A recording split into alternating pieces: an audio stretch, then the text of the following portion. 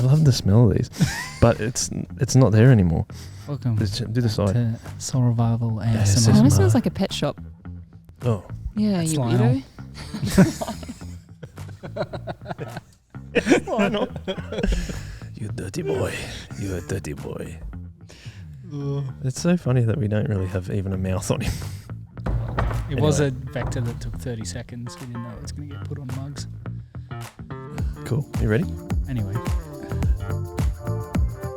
gonna say something? this is your podcast. You get My podcast. That's probably true, actually.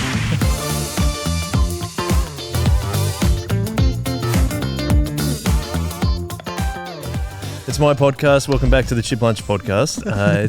It's very, very exciting to have you along with us today because I'm joined by my usual co-host. I'm Joel, by the way. I'm usual co-host Brayden, Hey, how you doing? and another guest on the podcast who looks very excited to be here. It's been up since 3 o'clock in the morning. Manda, how are you? I'm all right. That's good. I'm all right. It's good to have you along. It's great to be here. It's great to be here. Have you watched other Chip Lunch episodes before? No, I love it when I ask it and they're like, oh no, but I'll go on it. I watched one this morning. Did you? Yeah. Yes. And so do you know what the first question is that we ask everyone? Yeah, I do. Oh, do you want to ask it yourself? Ask yourself the question. I reckon you might want to know how I like my chips. Oh, yes. Is that right? Yes. Long time listener, first time caller. And last time caller too. Go. Well, Oh. do you want like a description of like the consistency of the chip as well? I want you Ooh, to just go dream deep scenario. dive. Yeah, I'm chip fine with deep dream. dive. You know, like a chip that's a little bit crispy on the outside but really soft on the inside, Yep. Yeah. covered in chicken salt. Oh. Yes. One more for the good guys. One time we got hot chips. Joe Jr. Yeah. Shameless plug. Yeah. Best chips going around. Mm. Ask for extra chicken salt. Yeah. Get them. No salt. Ooh. Wow. I had a meltdown. So I went to Aldi and Coles to buy chicken salt. How much of a meltdown was this? Oh, there's no point. I'm like, there's no point getting chips unless they've got chicken salt on them. Yeah. Oh, There's no point. really? Eating. Yep. That's how much you like. Any sauce? No. No sauce? Nah. No. I don't mind a bit of gravy, but I would never order it myself. Gravy. Gosh.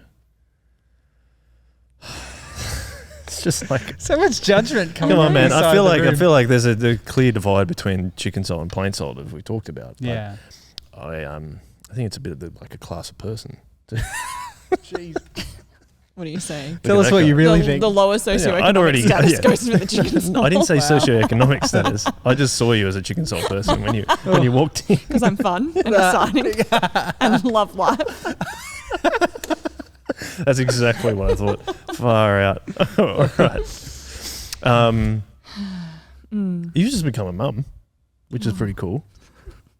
What? Congratulations. As we said, we haven't actually seen you since you've had the baby. Yeah. How is, tell us about who your baby is. I didn't want to give away any of the details so that you could tell us the details. Who and what your baby is. Baby is a human baby. I know, that's That is good to excellent. know. That's a good start. I didn't want to give away all the details. I wanted you to say the details. That's why I was saying that. Yes. Of the female kind. Yep. With a lot of thick, dark hair Yes, not red hair. that people comment on all the time. Even today. Oh, she doesn't have your hair. I'm like, The comments that especially old just people people make walking past. about like children, Yep. like, or like with my son when he's young, he's like, "Oh, she's beautiful." I'm like, "It's a boy." Well, I think they assume she's a boy because she has so much hair. So Ah. everyone's always like, he. Yeah, right. Mm. I'm like, It's a girl. it's a girl. And what's her name? Her name is Florence. Excellent. Good story. Yeah. Cassie's dad. Cassie's like, I was walking past. Sorry, I don't know if I should talk about someone that people don't know. Anyway, a friend's dad also was walking past at the same time. Friend said, "Hey, Amanda's just had a baby. Girl, go and say hi." He says, "What's its name or what's his name?" I say, "Florence." He looks at me strangely and I say, "She's a girl." And he's like, "Oh, thank goodness." I thought he was going to get picked on for the rest of his life. Oh, no. Thanks, man. Like you thought that I called my son Florence rather than thinking maybe it's a girl. I'm wrong. Yeah, All the anyway. Guy Florences out there, let Manda have it. Yeah, that's right. Make yeah. yourselves known. Yeah. I now think people think that I'm saying Lawrence. Laurie. Lawrence. Really? He's pretty. Lawrence. That's really weird. Florence. Do you call her anything short or just Florence? Pumpkin. Pumpkin spice. Sweet pumpkin. Baby cakes. We call her Floss. Okay. I really wanted a floral name, So Florence is pretty close. but Florence means to blossom. Oh, So I call her Bloss. Oh, okay. That's cool. Very cool as well. It's very cute. I feel like this has really gone down a path of baby talk that people don't really want to hear. That's about. fine. Well, don't listen. You're overthinking it. So What else do you want me to say about my child? it's totally fine. Probably more because we haven't seen you in person for so long since you had Florence. So, Yes. so the next question that I have for you is, how did you become a Christian? I thought you were going to say, how did you become a mum? I was like, that's not a weird Move question. on. Next question.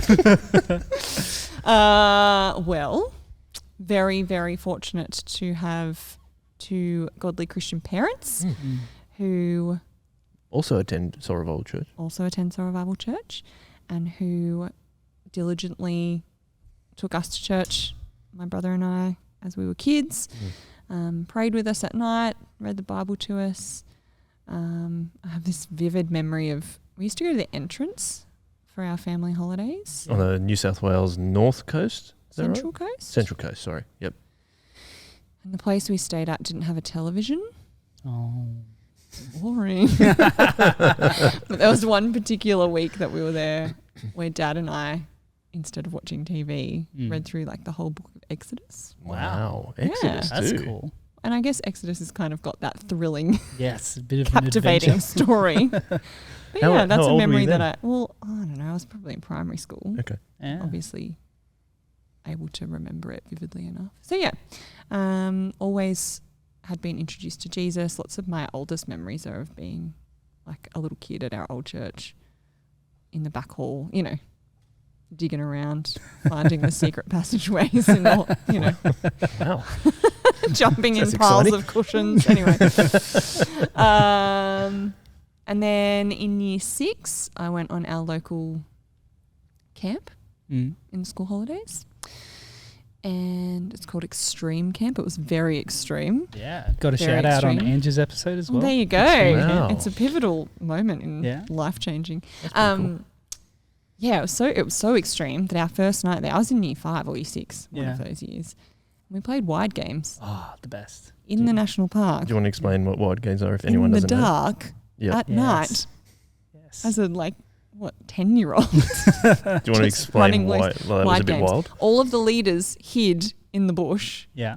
And each of them had one of them had a radio, one of them had a torch, and they just flick it on for a second to help you kind of locate them. And I think you had to kind of tick off that you'd found. Ah, Oh, that's a different version of wide games that I've Yeah, played. it was That's quite fun. It was pretty cool, but some of them hid very well in the And- as an and older Very well for dark and in the- 10-year-olds. when you become a I know in it the sounds a bush. bit creepy, doesn't it? dark and in the bush. Dark and in the bush. And I'll find you. But when you become a leader yourself, you know how good it is. You want to be the one that hid the best. Yeah, Anyway, yeah. so I kind of That get was it never now. me, But but yeah. yeah. So it was extreme camp. And another member of our church, Fee, Yeah. was one of the leaders, and she was my room leader. And we were talking about how with Christ you are spiritually alive. And I had this moment of well, if I'm not a Christian, does that mean I'm technically dead? All right. Spiritually dead? Yeah. We had this big conversation around that, and I don't know, for me it was just wow, that's a big deal. I think I would like to be spiritually alive with Christ. So that was probably the most poignant turning point for me at an age where I was old enough to kind of grasp the concept and make a decision and onwards and upwards from there. So like that's so interesting that we often talk about, especially people that have been grown up in a Christian family. It's like their own turning points. And I think we all have it in terms of being a Christian, but that's something that I feel like a lot of people that we've had on the podcast before talk about these different pivotal points. Mm. That's really cool that you were saying you wanted to be spiritual alive. Were there any more after that in your Christian walk? Ooh.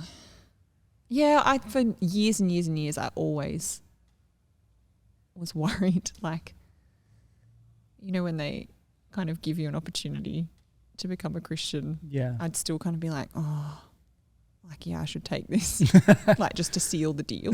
Oh, okay. Like, what if, you know, young in my maturity, I guess. But I don't know. I think I've talked about, I guess, moving into the culture of soul revival at Gaimee in the like term 4 of year 6. We had a big all-in evening, so I was meeting people that were much older than me who were all Christians who went to the local church, and I was really amazed by how much I felt a part of it and how much joy everyone had, and I don't know, that was a real turning point for me as well. And I guess always feeling a sense of belonging and being part of a family and having older Christians, like, genuinely, like, because I was fortunate enough to have, well, I was going to say the same leader from year 6 to year 12, but I didn't really. But I think the guy leaders were all the same. Like, there was consistency in my Christian upbringing at youth. Yep. So having older Christians who you really got, that cared for you and loved you and gave up their time for you. I guess that's not a one-off moment, but like that consistency and genuine relationship with older Christians was definitely life-changing as well. Did that kind of bring you out a bit? Because I know that you've spoken before about how you were reasonably quiet. Yeah. So when I was little... Because I would just say the first time I ever met you, which I was trying to think back at how long ago, I think it was 18 years ago, that I would have, bizarre. but I would have, it's like, pretty much time for a new friend there. The reason I was saying that was because when I first met you, I would never have thought that. So that's why I find that interesting. So back to you about why you were a quiet person to begin with. Yeah, I was really shy as a kid, very reserved. I started, because I'm born at the end of June, so I was 4.5 when I started school. Clever enough to start school. Oh, of course. Of course. But my kindergarten teacher was like, you might want to enroll her in dancing or something to enhance her social skills. And that makes me sound a little bit inept. But just also, to like a bit of exposure to like relationships. Oh, just when you just said that, when did you start doing dancing? Yeah, in kindy. Yeah, because you were so into dancing, right? Yeah, which is interesting as well, because we lived in a different LGA back then, and I had one friend in kindy who went to dancing with me. Yeah. Which kind of got me through that year, and then we moved here, and so Mum put me in dancing here, but I never really, I don't know, dancing can be pretty cutthroat. Yeah. With the dance moms. Yeah. let's hold that actually. Let's go back to you being a quiet person first. No, it's fine, but I've found that interesting is that pivotal moment. That's a pivotal moment there, because I know how much you were into dancing, like in your later like teenage years and stuff like that. So I found anyway, but I guess interesting because it was suggested to do dancing to kind of increase my friendships and social skills. But that's not where it happened. Yeah. Huh. It was church, like that gave me a outlet or a passion for dance. Yeah. But it did not give me a social network. Yeah. Friendships. Oh, okay. Like I remained shy. Yeah. at dancing. It was that, I guess, the turning, and even at school, because I changed schools as well. The main people that I knew were the other kids that went to church. Anyway, yes, I was very reserved. Also, being a redhead doesn't really set you up to be the most popular kid in the school. So being shy and being a redhead who was bullied all the time didn't really help. Right. So that... You were given a hard time? Oh. Like a really hard time? Oh, yeah. Oh, okay. I do give you a hard time sometimes. All but through not primary as school bad. and high school. Right. I remember being on the bus in like year 7 or year 8 going to sport, like a year 10 boy Oh, that's harsh. making comments about the colour of my hair. Sorry guys, shouldn't have gone there. Anyway.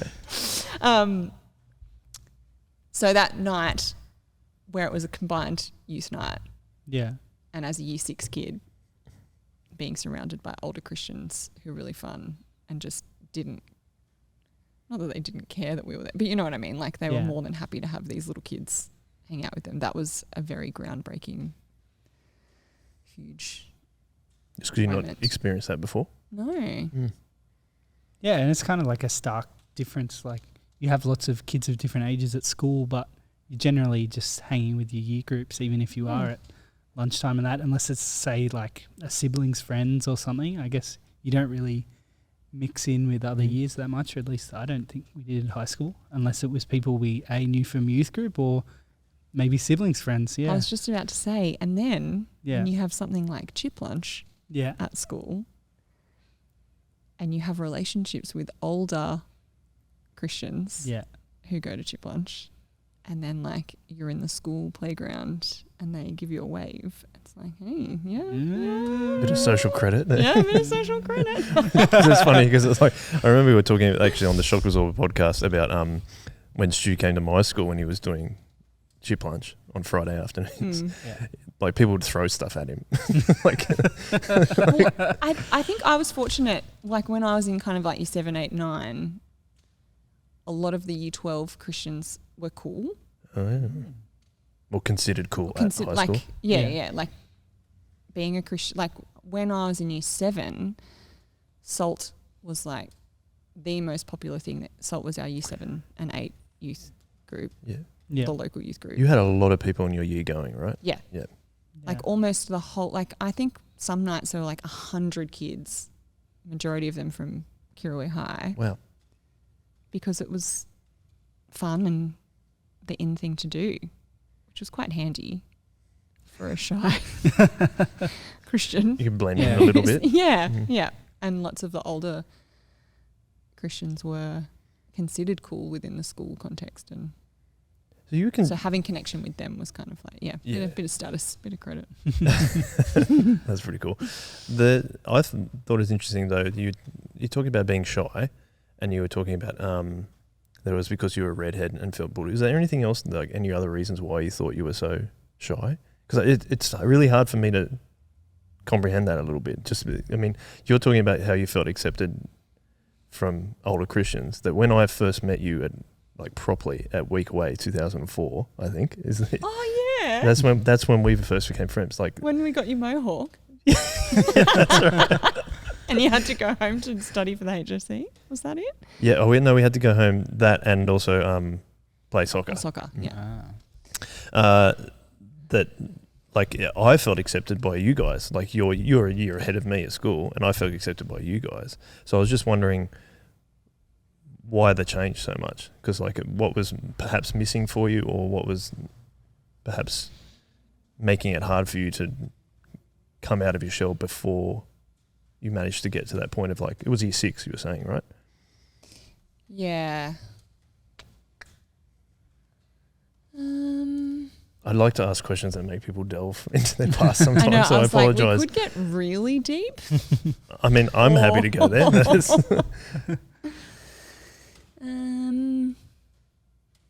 was that an insecurity? Well, yeah, I guess as a kid, like I don't know, your sense of self is still it's still developing, right? Yeah. Yeah. And so if lots of the messages that you're hearing are you're ugly because you have red hair, like, I know that this sounds like You're a bit of a sob weird. story, but Yeah. like, just or you're weird or you're different. yeah, and like moving schools. I mean, I went to the school in year 1, so it's not like it was like I had plenty of opportunity to make friends. But yeah, I think when your sense of and maybe because it was that point in my life with that change, just the timing of it all. Mm. I don't know.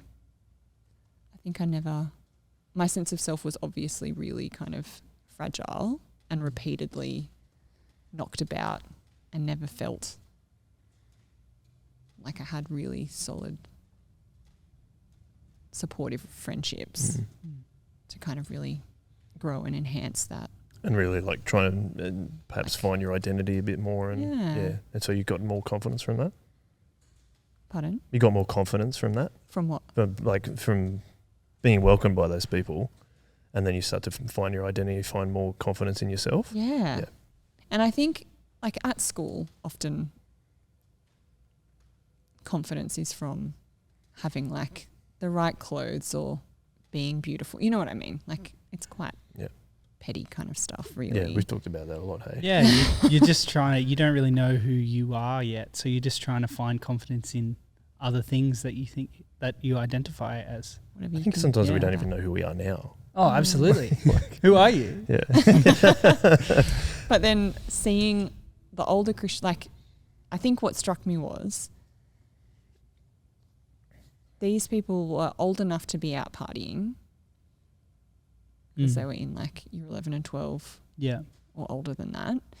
And they were just having the best time of their lives, like completely no shame, like dancing wildly, wearing whatever they want. You know what I mean? Like there was nothing about their appearance that was what was...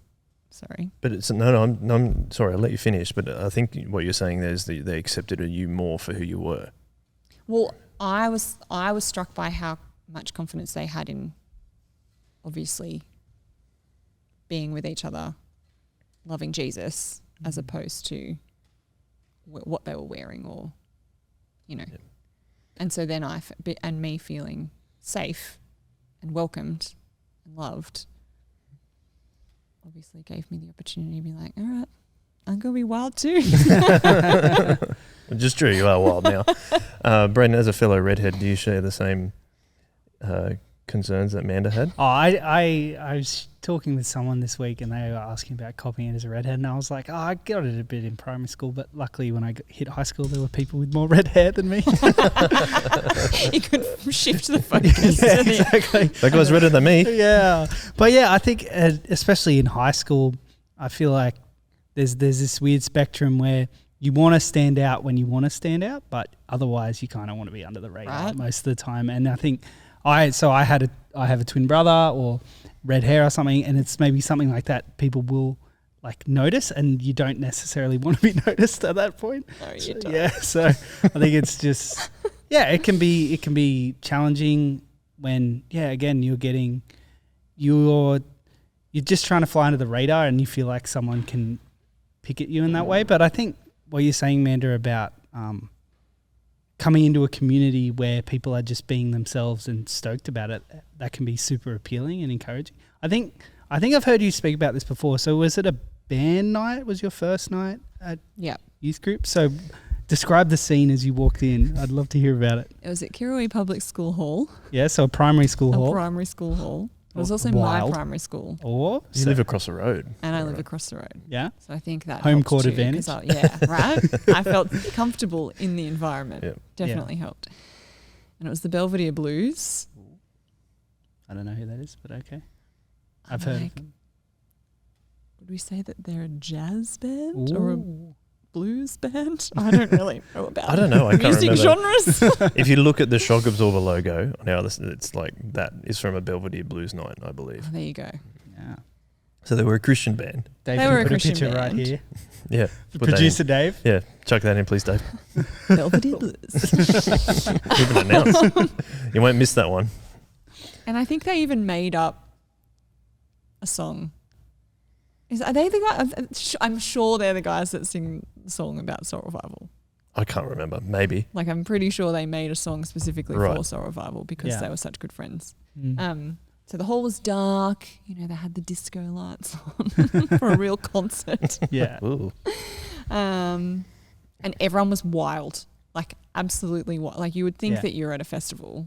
Well, yeah, where like everyone's on pingers you're and in they're year not on you're in year pingers. 6. It's not like you've been to like Splendor in the Grass or something, and you just walk in and Yeah, like probably barefoot, yeah, just like massive mosh pits, people throwing people in the air, people dancing on the windowsills, like just and packed. yeah, Like, the hall was packed with people who were just excited and singing. You know, like, you know how people are just so self-conscious now when you go to concerts and stuff.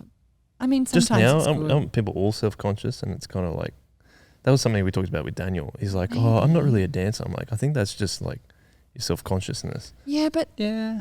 everyone was dancing. Just hit the mic. I think you also Watching. have phones now, so I guess you can just kind of stand at the back and chill. But Yeah, there was just Yeah. like this, I don't know, wild disregard for, Like a freedom in themselves. Yeah. Like, yeah, and all night. It all wasn't night like, long. I'll get up for one song. Oh, It really? was just Yeah. like, go, go, go. yeah, Sweat everywhere. yeah. My question was, before we go to hear about high school, is why do you call yourself Manda when your name is Amanda? Have I told you this before and you just want me to share it with everyone? I think you have, yeah. But I think it's weird. But because if people are listening to the podcast and they're like, is her name Manda or Amanda? Manda. You much Manda. prefer Manda, but tell us why Well, in your mind probably you've got a dropped lot the to A. do with my identity and my Ah. sense of self. That's why I asked. Wow. Joel, so deep. It's all coming together. So, I guess my experience as a child was that most of the bitchy, horrible characters in movies were Yeah. called Amanda. Oh. Oh wow. Like what Um, movies? Can you think of any? Oh, Okay. I don't know. I just thought you might like throw she's one all out there. that. Oh, I don't know. Okay. You know, like those teen movies But you realise a in the lot high of them. school Yeah. where there's the nerd that comes beautiful and the horrible one that bullies them the whole time was always called Amanda. Okay. Oh, okay. That was one thing, and I was Okay. just like, I do not feel like I identify with that at all. Yep. Yeah. I feel like when people say Amanda, there's like a little bit of a slight tone, or it's got that kind of like, I don't know. Say it. I can't. Amanda. Like that? Even if I meet anyone else with that name, I can't call them that. Oh, really? Yeah. Okay. There's something harsh about how it sounds. Okay. And So for that's me, 2 reasons. as a really shy, quiet, compassionate, empathic, gentle, loving, kind child, All true. All very true. right? I just I didn't like it. And that was only the 2 main reasons. Is Really? there one that I thought you were going to say. digging? I thought you were going to say there was another one. That's all. Okay. No, it was just, it didn't feel like it fit who I was, How do your? which I feel bad about for my parents. Yeah, I was going to ask you. How do your parents feel about this? Which is the only reason that I've never officially changed it. Really, for your mum and dad? I don't think that they would care, but I feel like out of respect, Are you just waiting until they changing my name. eventually pass away and then you're like, change it then? Eventually. Stuff is Yeah, exactly. Listen. in memoriam. Yeah. At the funeral. I've got the papers. Oh wow. Change my name by Like, they default. call me Manda. And Yeah. also, this is going to be embarrassing. My dad always called my dad always called me Manda Bear. That's cute. So like he always called like technically Oh, he so was you always started calling Manda. me Manda anyway. I have a bit of a thing with names that I don't like if they're more than 2 syllables. So when Like you drop the A, Amanda. when you drop the A, it makes it Manda. Manda. But then I call my daughter Everly. But you Lily. can kind of like merge them together. It's like Everly. Yeah, So Everly. it works okay. Yeah. But yeah, Amanda. Brayden, that works. Yeah. That makes a lot of sense. Joel, just make it one, mate. Just Yeah, short and just- sweet. Just one clap on the syllable Amanda. thing. Amanda. Yeah. Tell us about high school. So you're at the cusp of high school and the stuff that we talked about. Mm. How did that change throughout high school? And what about your identity as a Christian? Did that influence how you behaved at school? Or, was it noticeable that you were a Christian at school, do you think? Oh, yeah. It's interesting because all through my years of being a Christian at primary school and high school, the majority of my Christian peers were boys. So I think in primary school, one of my peers was Rosie, but she went to Dane Bank.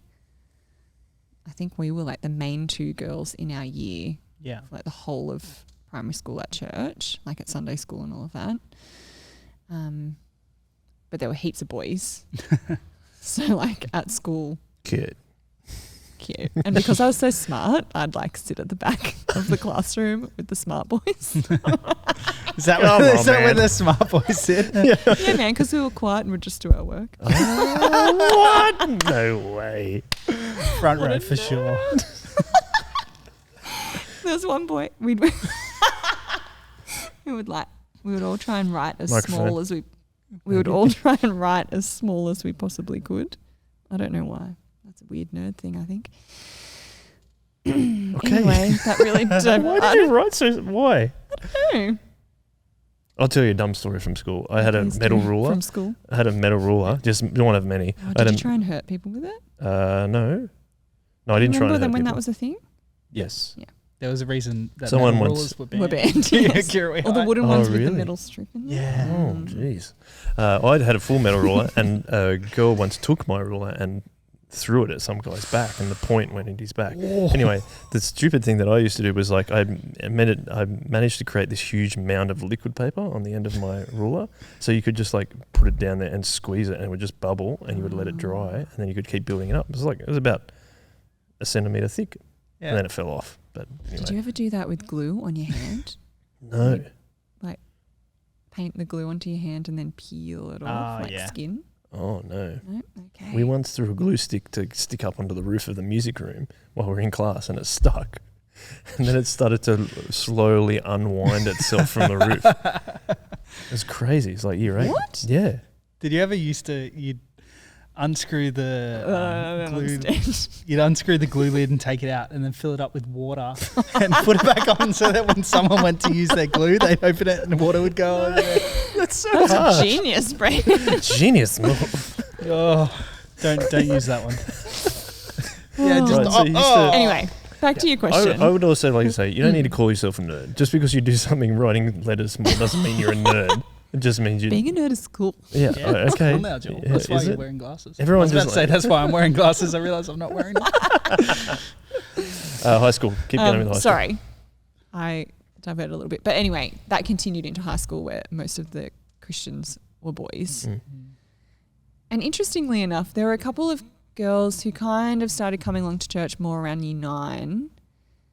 And we became really good friends. Yeah. But at school, we didn't really associate with each other because we already had our established friendship groups. Can't cross boundary lines. Right? Like you'd say hello if you yeah. passed each other, but you didn't hang out at Yeah. lunchtime. Is that primarily a girl thing, do you think? Or is it also a guy thing? I think we just already had established groups that we were quite happy to be part of. Yeah, we can't break them. Like one of them, Sarah, my dear friend Sarah, we used to walk to and from school every day. But once we got into the school, it's like, see ya. Really? Yeah, because we had different friendship groups. I just remember a story you told us once. You like walked past a red car, and she's like, "Manda, where are you?" Where are you? Oh, sorry, you camouflaged. Or if I'd walk past a brick wall or something. She'd call me Fanta Pants. She was probably the number one bully. Fanta Pants is so funny.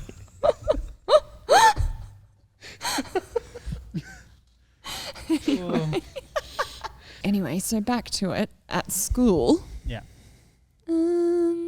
Yeah. So had lots of Christian friends, but we all kind of had our own separate groups. And I remember there was one girl in my group who we weren't the best of friends. Yeah.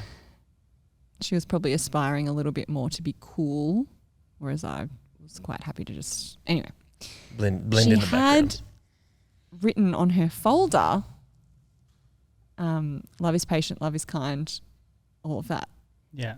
But it didn't have the Bible verse at the bottom. Ah. So I went and wrote the Bible verse. Because I was like, mate, you can't walk around with this on your folder. Stolen. And right? And not tell people where to find it in the Bible. She ripped it off. Oh, yeah. Oh, really? Wow. She was really cranky at me for doing that. Wow. I find female relationships in school fascinating. Because I don't know why we're so evil to each other. Yeah. Do you want to give us any insight you have on it though? Well, it's all insecurity, right? Yeah. Everyone's just trying to protect themselves by throwing someone else under the bus. Yeah, well, I mean, everyone's doing that too, but it's almost like girls are like terrified of being ostracized from their group, but though. Yeah. You would agree? Yeah. Yeah. Well, it's like what we spoke about with Lewis's episode as well, about how sometimes they were just sometimes it's just easier you're just trying to take the attention off yourself. Yeah, it was like what you were saying. There's some things you have to have attention for, and other things you're like, I just need to move this hot potato, just move it. And if it's at someone else's expense, at least it's not me. Yeah, and like guys and girls will do it in a different way probably, but it's kind of like, I'll pay you out. More guys, it's probably like I'll pay you out as much as I can and get the laugh. Yeah. But I think with girls, it was probably like, let's see how much I can maybe hurt you with my words. Is that what you would agree with that or not? It's so funny, like me trying to go, this is what girls do. Yeah, no, I'm like, no, I don't think that's it. But that's why I want you to prove me wrong. I think it's more like, what can I do to get people on side as I think it's more about pulling people in as close as you can. Yeah. Ah, okay. So if you have like something in common, like if you both think that is silly about that person, like I don't know why the trend is to find the bad things in other people to draw you closer to someone. Well, it's because I'm not that. Well, yeah, you're deflecting. Yeah. Yeah. Yeah. Finding common ground with other people. Yeah. So as you're growing up in high school as a Christian, how did it develop as you get older? Like, do you think people notice more? And like, I mean, because for my experience was as I went more down going to church and things and stuff, my main friendship group started moving away from me. Is that an experience that you had? Or is it more everyone knew you were a Christian and it was kind of just like at the end of high school, it's like, oh, there goes Manda, she's one of those Christians? Yeah, I think so. I think because like even in year 12 there weren't many female Christians in my year, but there were quite a few guys. I think because guys carry a little bit more cred amongst, like, when you get to like year 11 and 12, everyone kind of doesn't really care anymore. Yeah. You're all just friends. Yeah. Well, that was our experience, which was good. It was quite helpful. I think you had a good year at school. Yeah. I don't think I had this. We didn't have a similar I didn't have a similar thing in my year. And like chip lunch had always been very well established already when we got to year 7. So it was familiar to everyone. Most of the people in the year had been to youth, even if it was just once or if not for like a couple of terms. You know what I mean? Like, so it had some idea of where you were going. Most people had exposure to it. Most people were like, you're okay as a person and you're a Christian. Like, yeah. Yeah. And I think by the time we got to the end of school, it wasn't so much about, like, I think everyone was kind of like, that's cool, whatever. If you're a Christian, you're a Christian. That's a nice experience. I think that's my memory. That's nice. Yeah. I did, like, obviously those friendships, I don't know, committing to being a youth leader and all, like, once you get to the end of school, paths separated, which is a bit sad, but still friends. Well, the thing is that we've talked about a lot about that, and it depends on what your experience is, but Brayden and I became Christians during high school, and it would be like we've looked back, reflecting back on it, we would think that we wish that we had done more to be more overt. Is there any feeling for yourself in that, or you thought that you were overt enough that everyone knew, so it was a clear witness? I think we were pretty overt, but I think it was safe to be. Yeah. Like, yeah. and the era of wearing Jesus beads, like I was always wearing my beads. So it wasn't like I was much bolder then than I am now. Yeah. And potentially because there was a good crew, the people before us had kind of left a good legacy. And everyone knew, like, if a lot of your year are going or have been to the youth group at some point, they kind of know what it's about. Yeah. That's pretty cool. I wish I had that experience. And like people would wear beads on their shoelaces, like, you know, like we still got paid out. Like it wasn't all rosy and glorious. Yep. But, and I'd probably have verses on my folder. Like, heaps more of it than now. But you and everyone knew that you went to, you know, like, Yeah, you had that like support network of people older than you who had already kind of done it. And then I guess you also had, I think we spoke a bit in Hudson's episode, how he kind of finds it hard to speak out into a group, especially when he changed schools and people didn't know he was a Christian. And so he had to make that jump, whereas like you established over a long period of time and people had come to youth, they kind of understood what it was a little bit, because it's harder, like less likely to throw stones maybe if they understand a little bit more about it younger. Totally. Yeah. Totally. Rather than just coming from a place of not understanding at all. Yeah. And I think lots of people knew Stu and Tim Baldwin, who were coming and doing Chip Lunch. Yeah. Like I think they had quite a lot of credibility as well amongst the community of Kirrawee High, and I think that helped too.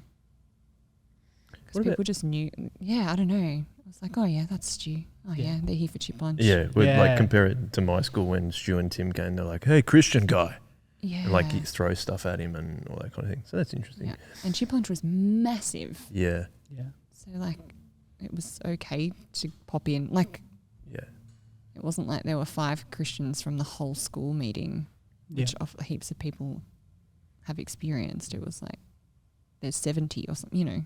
Yeah, there's a lot. What about coming home to Christian parents? Was that a helpful thing as well? Yes. Just Sorry, I was just thinking about. I was trying to remember, like if I ever did anything naughty, I think the threat was always like, you can't go to Salt or something like that. You can't go to youth group. Yeah. Because they knew how much I loved it. But then I'm like, I don't know if they did do that. Because they'd want you to go anyway. Oh, really? My parents did that all the time. But they're not Christians. Yeah, I'm like, this thing you want to do? Yeah, nah.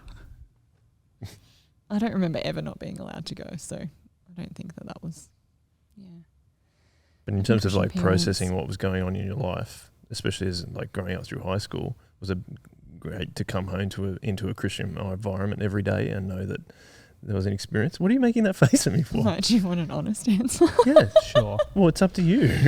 Well, like I think Mum became a Christian after school, so I wouldn't have had that experience. Like I don't think we ever really talked much about it. That's probably more my. I meant just more like knowing that your parents are Christian. Yeah, so you're like, oh, they know what it's like to be a Christian, whether it's in high school or not. But because Ethan has shared before that it was really he good. Probably has a slightly different. That's okay. Experience of Christian as we all do. Okay, that's all right. So what about like more pivotal points after high school? Are there points in your life that you thought, or you can reflect back on and go, that was a really big turning point in terms of your maturity as a Christian? I remember, like, I'm pretty sure, it was a long time ago, but I'm pretty sure when we finished year 12 was when we had the opportunity to become leaders. And most of my year who had finished year 12 just automatically were like, yep, we're doing it. Whereas I think I might have spent a term or two not leading because I didn't want to do it just because. That was the thing to do. Yeah. Yeah. I wanted to do it.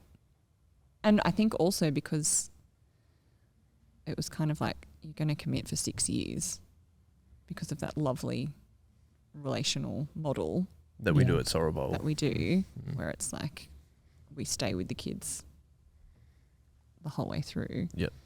So I think I just wanted to take that very seriously. And Yeah. because for no fault of their own, like a lot of my leaders, like my first girl leaders, I think one of them got married and went to a different church, like when I was in year 7. Like I experienced a few different leaders over the course of my time, and then maybe the last couple of years had the same one.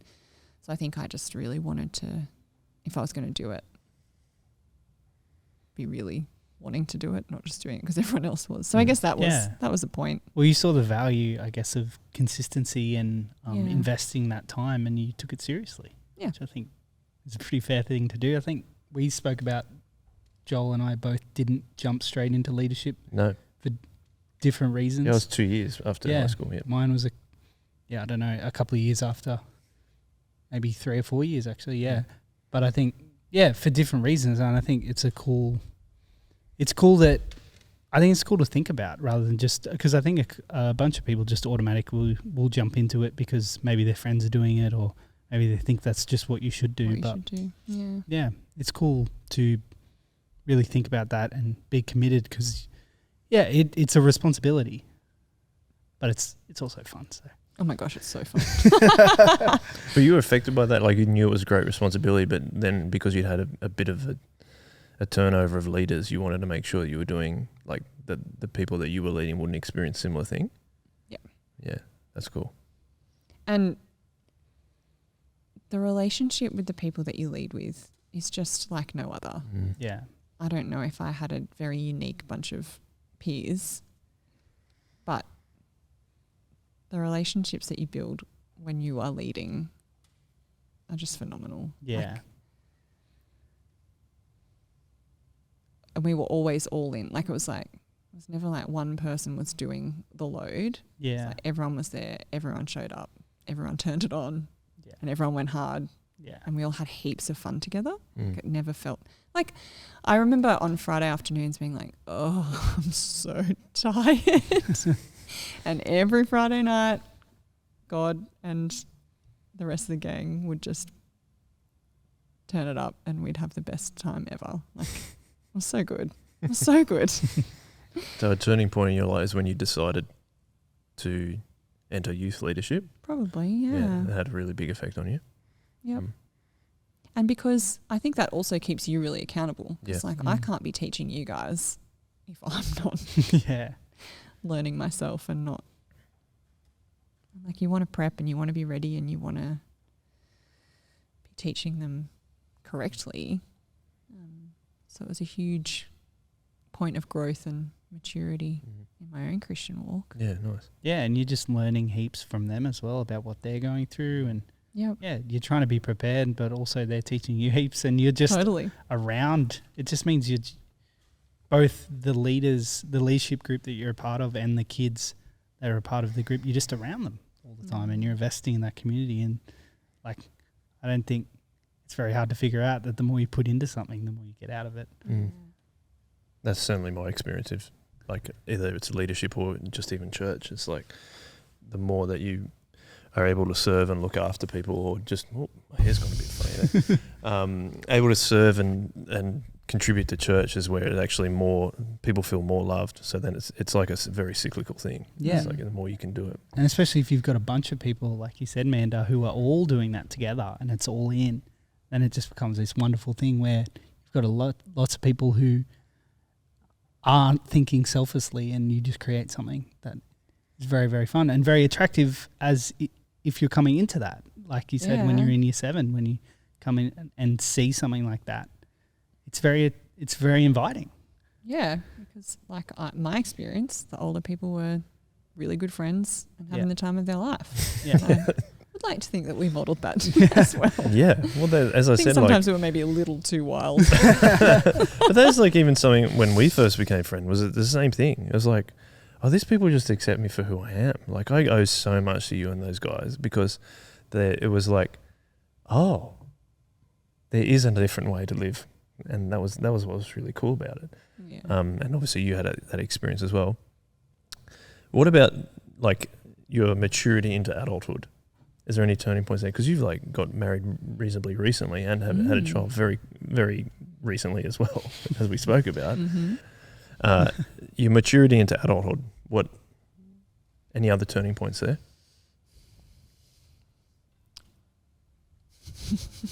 I'm like, it probably happened 3 months ago. And I was forced. Well, That's time. That's the thing. When you have kids, you're never ready for it. In the lead up to giving birth, I just kept saying to myself, you've had a good run. You've had a good run. You're just going to die. It's been... Are you worried about getting old? Am I worried about getting old? Yeah. That's what it sounds like you're saying. I am. That's why I'm so youthful in the mind. But sometimes I'm worried Keeping about it getting fresh. old. Yeah, I think... I don't know. I just can't... Yeah. I think it's more... other people's expectations that once you are becoming a certain age, you are no longer wild and fun. You know what I mean? Like, Yeah, that is your outward reputation sometimes. wild and fun. Yeah. Which is, again, like I said, is funny because you started as a shy person. Yeah. And then you not maybe built a persona, but you became more confident into something that's very different to being shy or how people perceived you to be. But now you're saying that's you think that's ending. Well, it can encourage you to say it's not. Oh, but it's not ending. Yeah. But I feel like you get to the point where people are like, mate, let it go. You know? You've really got to let that one go. Yeah. Adulthood. In between perhaps finishing high school and now. That was a long time ago, Joel. I know.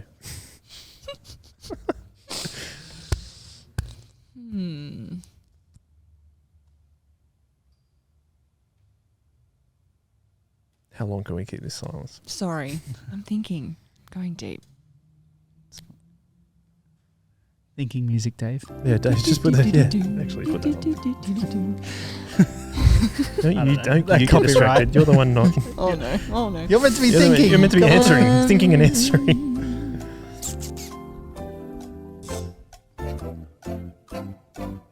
What's the question? Turning points Yeah. between Turning point. your adult life up till now. Or even just like maybe a big moments of growth or anything like that. I guess it's like kind of gradual after a while, yeah.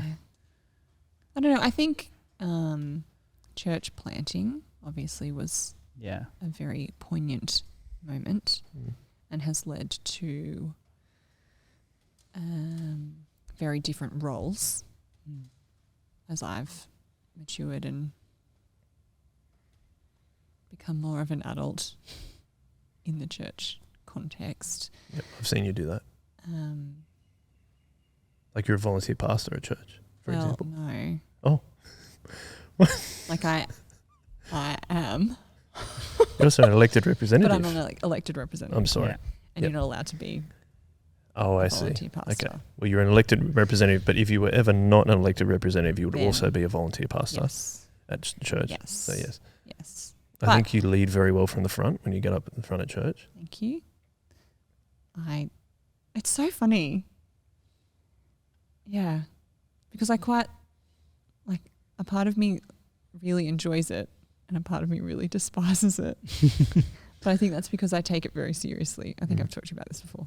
And so I spend a lot of time preparing and not wanting to do a bad job. So I stress myself out because You don't look stressed when you get up the front or run things. No.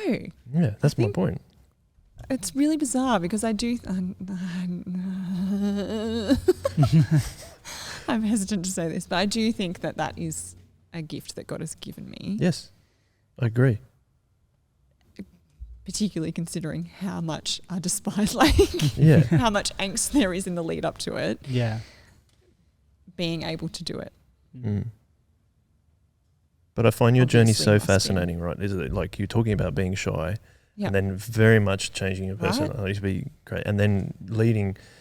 Being able to get up in front of. But that represents your maturity, in my opinion. Like you're talking about, it's ending being the wild person or whatever. I don't think so. I think that's another step. And you can still be that, but that, like in terms of the way that I see you lead church and stuff, is a step towards more maturity. That's how I see it. Not as and like God is taking you on all these journeys of being shy, then being a lot more outgoing to mature into doing what you're doing now. And I think it is a gift. Totally. Yeah. They've kind of merged into being able to have roles. Exactly. Yeah. That's Exactly. what And I think you're leading really well. Thanks. Do a great job. Thanks. Anything else you'd like to ask, Manda? Brayden? I don't know. Have you ever had red facial hair? Only a moustache. Only a fake moustache. What about eyebrows? We're not just redheads, Joel. You're beautiful redhead. There's more to us than our hair. Sorry, I'll stop referring to redheads. Yeah, and I find it super encouraging when people maybe do take things like service leading and stuff very seriously. And like as someone who I despised public speaking in primary school and high school. I really hated it. And now I have to do it all the time. So good at it. Yeah. No, I hate it. Right. You're really good at it. I hate it, but yeah. But the thing is, like, you do those things out of a love for God and also a love for the community that you're in. Yep. But also that community that helped you grow and that you wanted to be a part of is now because you've taken that on board, you're now able to support other people and reach down, which I think is just so awesome to see. And again, Joel said your group really helped him through that. And I think your group also was church leaders when I was in youth. And now I'm a youth leader, which is just insane as well. But yeah, it's just really cool how that community, you can kind of see the line keep going. And I think it's really, I love getting to hang out with you. It's super fun. Keep being wild. Yeah, well, that's the thing. I think also is that we can't forget about how youth ministry has shaped us in doing that. Whether it's like you talk about stepping up and like not having to do public or not wanting to do public speaking, but like you did that multiple times doing talks. At youth ministry or just leading other life people. Skills that youth leading gives you that other people just will never ever have. Yeah.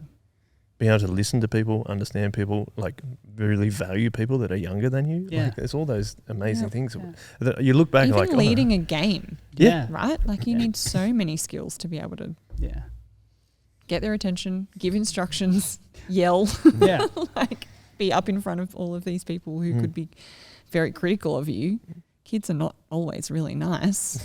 Like they can be mean. Yeah, and I think you also have that privilege of being able to have really meaningful discussions with a whole bunch of different people that you wouldn't necessarily see in normal life. Yeah. Yeah, unless you're related to someone or something like that. I think it's crazy how many people I get to chat to on a weekend that I wouldn't chat to in any other circumstance probably. Yeah. It's really cool. Totally. Yeah. And I was just when you were saying that, I was thinking Pete and Bev have been leading me for what, like 29 years or something. Like Bev on the podcast a couple of weeks ago. Bev has been on a while, a while ago. Sorry. Like, because they were leaders when I was in Sunday school. Yeah. And they've continued to be elders. And the elders of our church. Yeah, absolutely. Can I do one more thing that I wanted to bring up was that you've been a school chaplain too. Do you want to share about that experience? Yeah, that was an interesting experience. I was talking to Amy Abraham recently because she's currently scripture teaching. Amy's another person out of church. I know. Sorry, I'm trying to be. No, I'm just, if anyone is listening outside of church, I think it'd be cool. I went with the second name to try and be more inclusive. Look her up on Facebook. She's currently teaching scripture in school. Yeah. And we were just talking about how you get this kind of like, or anyone that teaches scripture in school probably has experienced this really bizarre struggle of like, this is a really, as a chaplain, this is how I was feeling. This is a real privilege to have this position or this role. But also it's really hard and I don't really enjoy it because it's so hard. Like, and so like this constant kind of wrestling with, you know, like you have so many opportunities in the school to show Jesus love and be there to support teachers and students and all this stuff. But it's not easy and you are not welcomed like immediately. Yeah. There's lots of hesitation and speculation. You have to really work hard to gain trust and build relationship, and I think the role of chaplain is so diverse and it's so varied from school to school that most people don't really know what you do. So there's lots of creating your own role and your own presence within the school. And you're not allowed to talk about Jesus unless someone directly asks you a question that you can respond to. So it's a very, it's a bizarre, like you're there in a Christian role, like the role is specifically hiring Christian people. But that's not what you're there for. Like, it's interesting. Does your background in social work help with that? Yeah, so I think the school that I was at, they were probably the main skills that they wanted me to use. Is that experience? In that role, was lots of that experience in social work and mental health and supporting the students and the teachers in that way. Which is a totally valid use of the role. But it is a real privilege because, again, similar to youth leading, right? Like you get this relationship with young people who learn to trust you, share with you, come to you when they're sad or struggling or whatever, and just being able to walk alongside them and not necessarily talk to them about the Bible or Jesus, but be a consistent, safe person in their life. Which they might be lacking. Happens to love Jesus. Yeah, exactly. That's really cool. Well, I think we've been talking for a long time, so we might wrap it up. You also have a daughter to get back to, so just want to say it's been a real privilege having you on the Chip Lunch podcast. Thank you. So thank you very much. I feel like it wasn't anywhere near as rowdy as I was expecting. Well, it's okay. Well, there's always next time. Yeah, there's always next time. We'll have you back on part 2. That'd be fine. Thank you, Brayden. Really appreciate you. Thank you, everyone listening or watching. I like to say either in your ears or in your eyes, one of the two. Actually, if you're watching, you're in both. It sounds so pleasant. If you're interested in the other kind of content we're putting out, you can check out our digital services online, and also the Shock Absorber podcast, where we talk about how we do church. How we do church at Soul Revival Church. This is when it gets wild after the podcast. But we're going to finish up with, like we always like to do, with a one way.